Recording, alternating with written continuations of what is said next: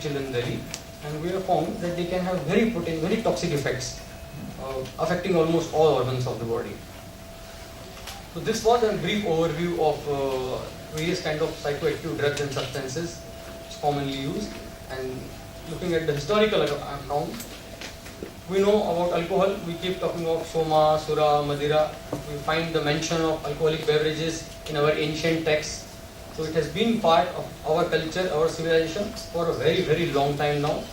Brewing, drinking of various liquors was a practiced form in ancient India. In both, in the so-called civilized world as well as among people whom we today call as tribals.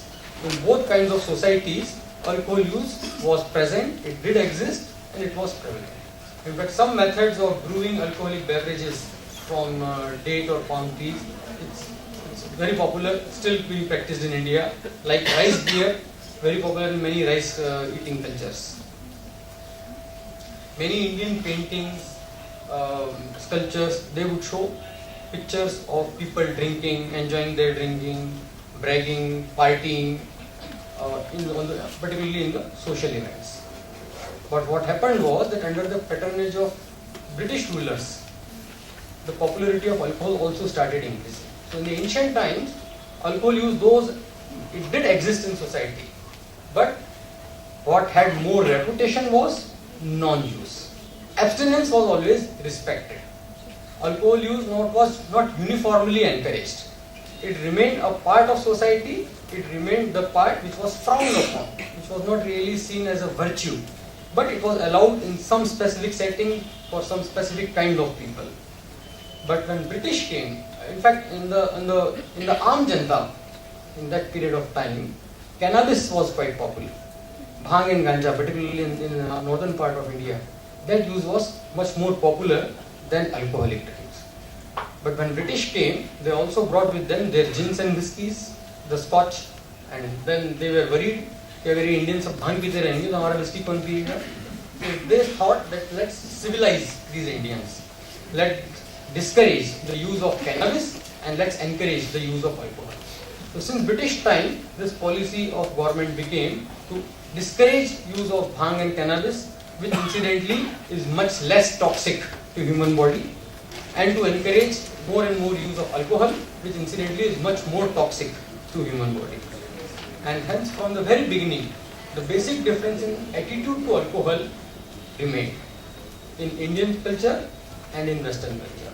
For Indians, it has always been vihar, krida, recreation, party. But for Westerners, it has also been a part of their food, ahar.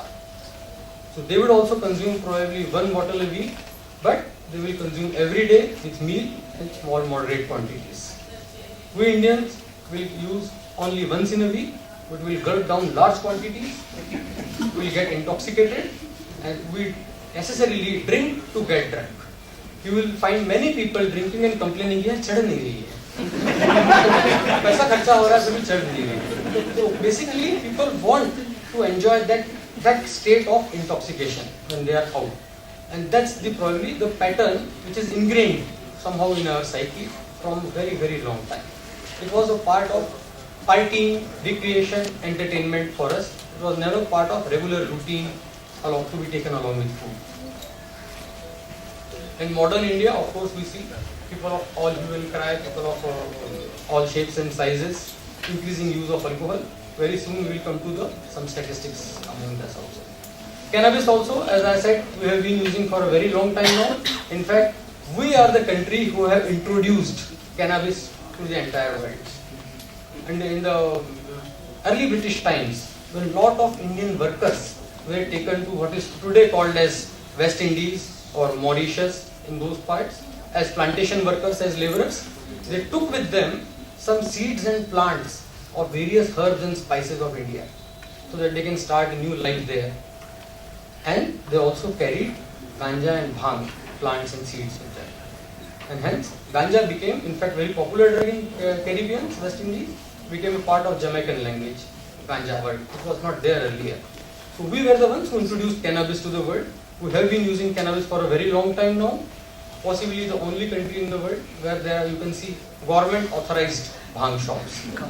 So I don't know about Maharashtra, but in many states we have bhang ka thekas, we have bhang shops. Maharashtra mein bhi hai? Maharashtra mein kahin nahi. Similarly, opium also we have been using for hundreds of years. It probably came to us from Arab countries, either by trade or during Mughal days. It was also used as a household remedy, used as a medicine under Ayurveda, and it was also given to soldiers. In many parts of Rajasthan, some parts of MP, its use is socially sanctioned. There are social rituals where opium-laced drinks are passed to the guests. So it's part of our culture using opium in variety of ways. But by 1980s, again under international pressure, we started discouraging this culturally sanctioned pattern of opium use. And hence there was an opium drought in the country. And to fill this gap, and then to also looking at the new growing aspirational India, we got a very fertile market for introduction of heroin. Low cost brown sugar which could be used by rickshaw pullers, laborers, lower middle class sections of the society, as well as by rich people also. And hence that was the time when we started gradually seeing replacement of socially sanctioned, less harmful drug like opium to a more harmful intoxicant which was more modern like heroin. So heroin chasing or smoking started spreading in that period of time, 80s, and by 90s we started having an epidemic of injecting opioid use. And this injecting use started first from northeast, some larger cities like Mumbai and Delhi, and then gradually spread to smaller cities and towns. And now it's a pan-Indian phenomenon. Almost all parts of India, many towns and cities have considerable number of injecting drug users who are largely injecting opioid group of drugs. So literally we have seen our country shifting from a culturally accepted household kind of opium product which was largely relatively safe to use of much more intoxicating, much more dangerous opioid drugs. If we see the alcoholic beverages in India, I was asking earlier what is the favorite beverage, alcoholic beverage in India, and yes, people were right. Largely it's the desi sharab which we have been drinking in copious amount. In fact, beer also is slightly less than IMFL, than whiskey or gin, in terms of number of cases or number of bottles I am talking about, not just in terms of ml or milliliter.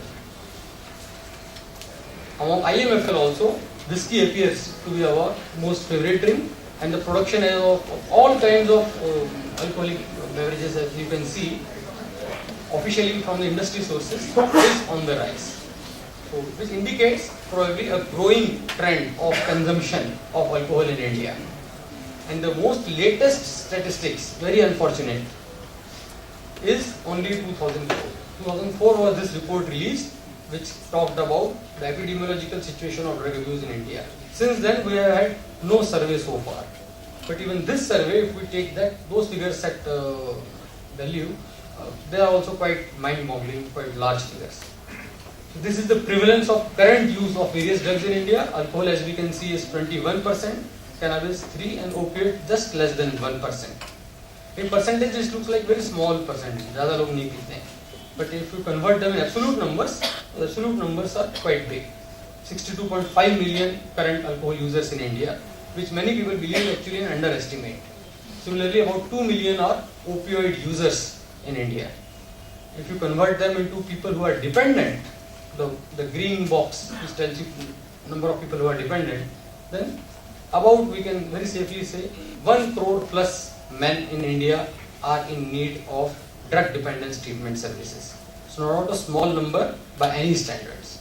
So it is an epidemic, it is a big enough problem for India. So when does this use really become a problem? We are mental health professionals and we know the categories which are known as dependence or abuse or harmful use, but many in the general population are still not very clear about it.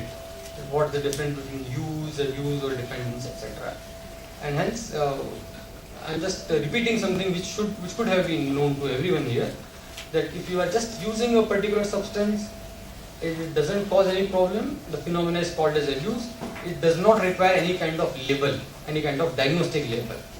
But if it becomes a maladaptive pattern of use, which causes various physical, social, legal, etc. harm.